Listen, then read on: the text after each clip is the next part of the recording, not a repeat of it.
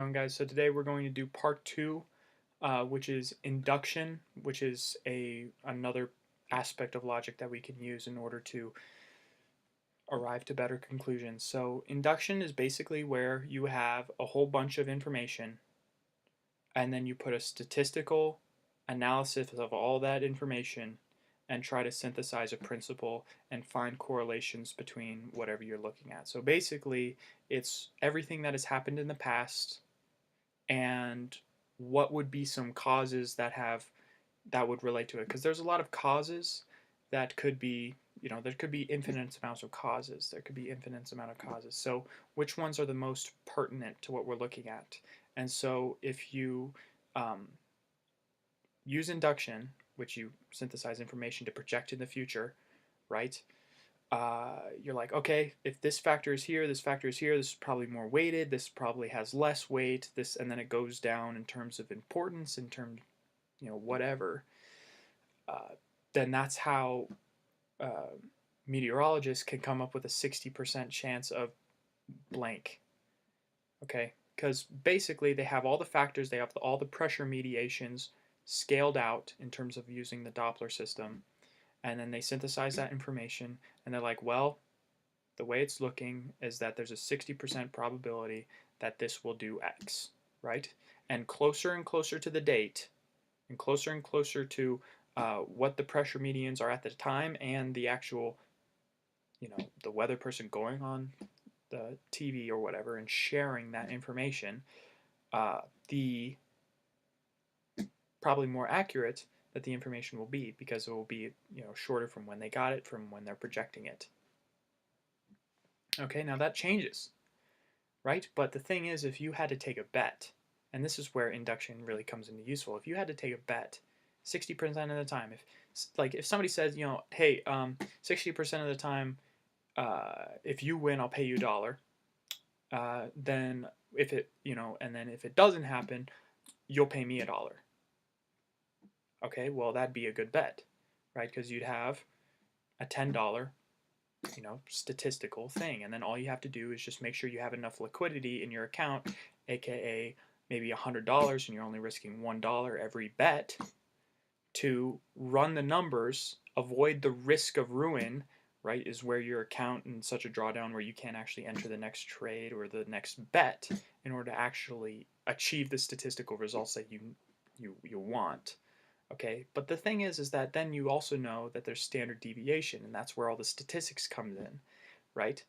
So induction is all about making inferences with incomplete information, projecting it into the future, and the future is not known, right? It is possible to know what happened in the past and document and measure and construct all these models of what happened, right? But it is very difficult. It's impossible because it hasn't existed yet, because those, matter and energy hasn't diverged. Because like it's easy to find, when an apple's decomposing, where those, from the apple to something else, but we don't know what to yet, or at what point in time will this be there and that be there, right? But we know that, from this, and then it decomposes, it goes somewhere else, of course, from the apple to the soil or to the air or whatever, in terms of carbon dioxide released from fungus. um, but, it's making inferences into the future. So if we put this in the frame of deduction and induction, right, we have what must happen, which is kind of like think of the egg white. You're cooking an egg white for a morning meal or whatever, and then you put it on the little stove thing, right? And then you're like, okay. And then right in the middle is the inductive inferences, all the things that have happened, all the information that you have in reference to this topic. Okay, so it's in the middle. So what must happen, what could be possible happening, because it's within the scope of what you're talking about, and then what has actually happened. And so if that egg yolk is outside what must happen, well, first of all, then you know your deductions are wrong. Now that's really key, because if you know that something's wrong, then we can fix it and get closer to the truth, which is interesting. And also, if we have all the different layouts of this, if we have the statistics of what's most important, quote unquote, in terms of correlation to the result, we can then use our meta model to decide and get closer to, okay, what particular aspects of this really translate to that, right? What is really the cause and effect relationship between this correlated thing and this uh, the result, right? And so a lot of people talk about, correlation isn't causation, and then they just so happen to fail to actually explain a method to find whether something has a cause, causal relationship, or just a correlation. Okay? Which is interesting because then you know that it's crap. Because if they don't give you a method of how to actually find that out and they just state it, great, I know already. I clicked on the video, thank you, but that doesn't help me any. It doesn't help you any. So how you find that is that you use the meta model, of course, because that's the system of questioning that, if you really look at all the Platonic dialogues, um, that's what Socrates, Plato wrote what Socrates, all the dialogues are written by Plato. So this is just kind of like Plato using Socrates is kind of like, I don't know, his kind of vocal stuff, because there's not really much that Socrates actually said. Well, of course he said stuff, but he never wrote anything down. It's all notes by students or whatever. So just imagine for a second. So all the dialogues, right? Well, Socrates is targeting all these nominalizations, cause and effect relationships, uh, uh, what is it? Complex equivalences, metaphors, uh, missing deletions, distortions, generalizations. He's targeting generalizations. He's targeting distortions. Asking them how they got the evidence, where they get that from, the logic behind that. Do you really know?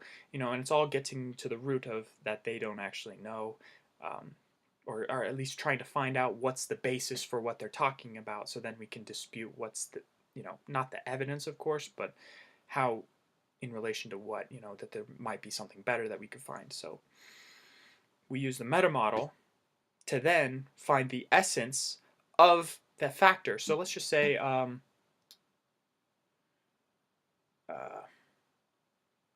particular, what was it? Let's just say a childhood experience gives an indication of the relationships of some kid's future, right? Depending on what you're looking for. Let's just say that it was a great family relationships. Well, there's statistical analyses of why that might be true, why that might be this. So then you're like, okay, well, is it about the actual action itself? Is it an action? Is it this? Because it has a sentence, right? Let's just say happily connected with their mother and father. They had a great childhood. They were connected with all their friends. They grew up with reason, logic, negotiation skills. There was no coercion in the household. It was all based on discussion and trying to get to the root causes of things and trying to get to the essence. Actually listening, and I know people actually say, and I'll probably make a YouTube video or whatever video on actually communicating instead of just saying a word and pretending like you're actually saying something, which is kind of common if you look up communication and then you have a whole bunch of people in ties saying, oh, communication is all important in our industry, and communication, and they just say words, and there's no actually method. And so we'll probably get into that, but using the meta model, you can actually look at the correlations and see if there actually is a causal relationship, and questions that you could actually make engage in the scientific method. So you're like, well, is it this? And then you engage in a test. Is it this? Nope. Yep. Nope. Nope. Nope. Nope. Nope. So it has something to do with this principle. Great. So then you cut off the original correlate, right? And then you put in that, what you just found through experimentation. And that's where the scientific method, it helps with inductions, right? And then you purify it through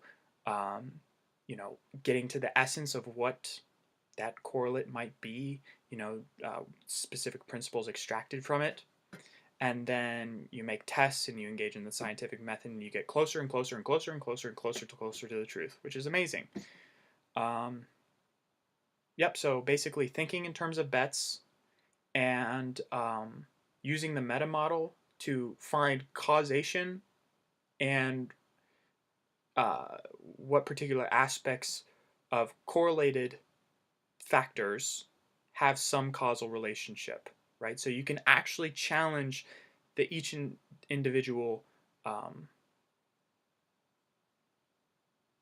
relationships, because it's all in relationship, right? And see what parts of those actually have the most grounding in cause and effect relationships, so you can predict into the future, or at least have a better idea of what's going to happen, or at least a rhyme scheme to go by into the future. So that's kind of induction. And so then the next episode we'll talk about abduction, where it's basically you start with the end result and you work backwards. So see you then.